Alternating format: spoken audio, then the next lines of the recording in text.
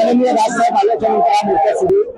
आजचा हा जो मोर्चा आहे हा सत्याचा आहे, खऱ्या मतदाराचा आहे, खऱ्या वोटर्स आहे, जो आपल्यासाठी काम करणारा उमेदवार निवडत असतो आणि त्यांचा मतदान ज्यावेळेला दुसऱ्या काम न करणाऱ्या व्यक्तीला जातो त्यावेळेला असे मोर्चे निघतात.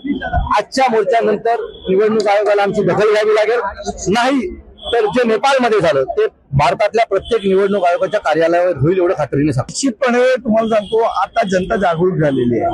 ज्या पद्धतीने बोगस मतदान हे लोक करतायत, बोगस मतदार याद्यांमध्ये नावं टाकली जात आहेत, त्याचं प्रतीक म्हणून हा टी शर्ट आहे. आणि निश्चितपणे आता जनता जागृत झाली आहे. यांच्या या गोष्टी जनता उलथवून टाकल्याशिवाय राहणार. माझा प्रश्न आहे भारतीय जनता पक्षाला की भारतामध्ये निवडणूक आयोग ही स्वतंत्र यंत्रणा आहे की नाही? ही भारतीय जनता पक्ष आणि निवडणूक आयोग हे एकाच बापाची दोन पोरं आहेत. कारण जर स्वतंत्र यंत्रणा असेल तर आम्ही त्यांच्या विरोधात चाललोय ना.